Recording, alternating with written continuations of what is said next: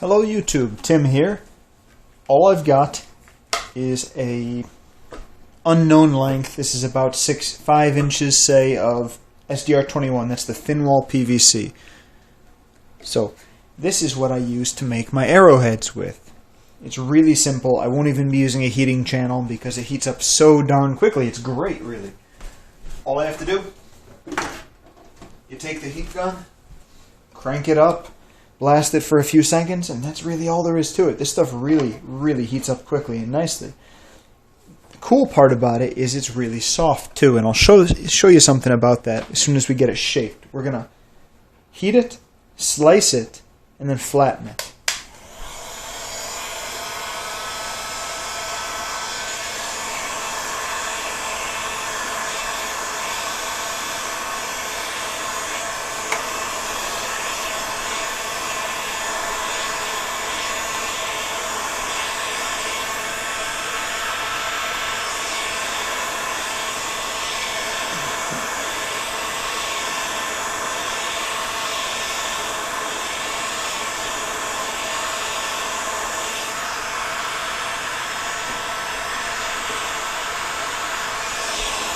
As you might have suspected, that's what the 2x4 is for, the flattening process, which is, again, due to its relative thinness, quick and easy. If you're thinking of making things out of PVC, SDR21 is great due to that thinness and the speed with which it heats. You can make boxes, all sorts of things. Not that you'd necessarily want to, but it is a cheap, readily available material, and that makes it attractive for a whole lot of reasons. There it is. Hot, flat, crowded. Oh, that's a Thomas Friedman book. My mistake. So like I said, it's thin, and it's wonderful because it's so thin. It loses its heat so rapidly. My guess is, if I move it there, and I move that, now it's heating up 2 different sections of wood. It's probably already cool enough to pick up and play with. Let's see. Yep. There it is. Nice sheet. And you can do this in large quantities. Is great. You can do all sorts of cool stuff with it. Make sheets, plates for armor, like I said, boxes, whatever sort of crafts you want. I use this also to make circles. The discs when I'm decorating brave bows. Cut the SDR21 out, and you can make a nice circle. I use a mug, stuff like that. You can turn the mug upside down and trace around the outside, and that's almost perfect.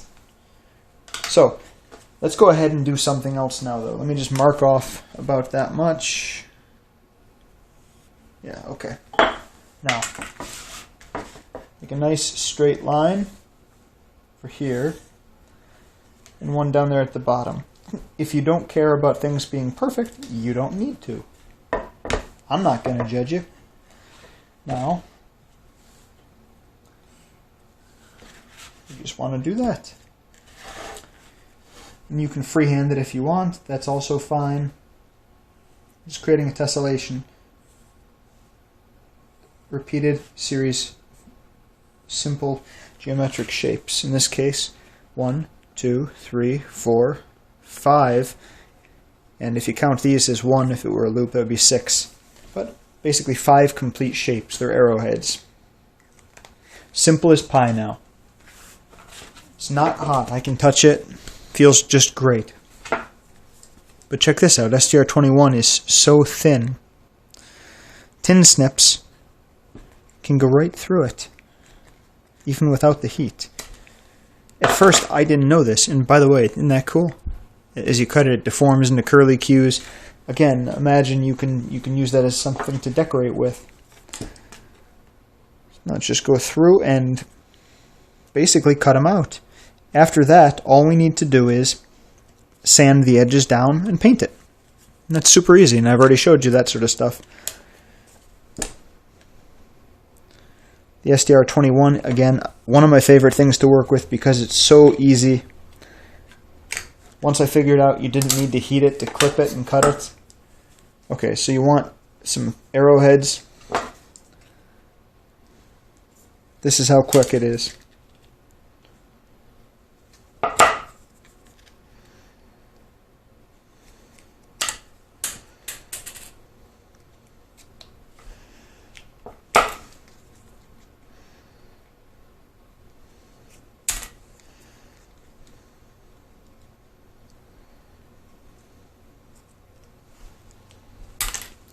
Cool.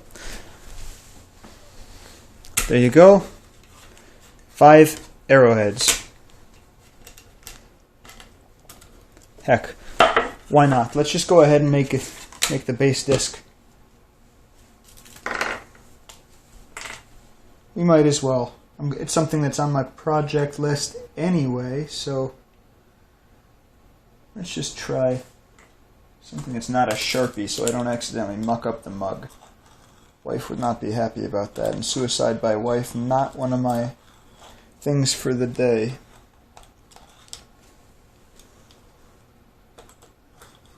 Okay, it's faint, but that's enough.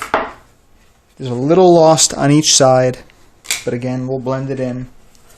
It's going to be pretty darn good. Cutting is just like for the others, even easier because you're closer to the edges.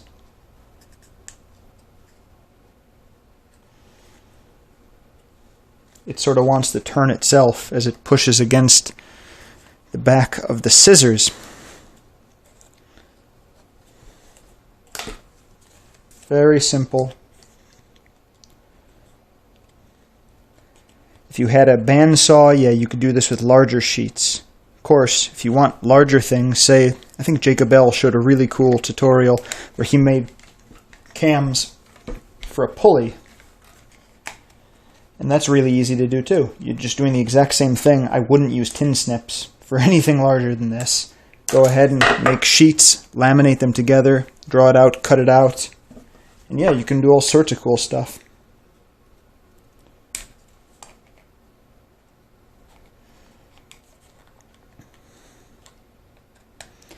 Something sort of on the back of my mind that I want to do, completely not archery related, but since I do a general PVC crafting sort of thing, I kind of, and tell me what you think, I'd like to make a Nintendo case. I have one. I have an old original NES system, but they're getting harder and harder to find, and the prices are going up. You can still pick them up for maybe $20, $30, but still. Part of it is just the challenge of crafting something and seeing how well you can do it. I'd like to go ahead and make an entire case as authentic as possible. Then what are you going to do with that, you say? I'm going to build a computer inside of it. I've done it before. If anybody's interested, just ask me and I'll put that up as one of my daily videos. It's pretty darn cool, since it actually functions as a Nintendo with a USB-style Nintendo controller. But there it is. This is going to be sanded, wood grained. These are going to be painted silver.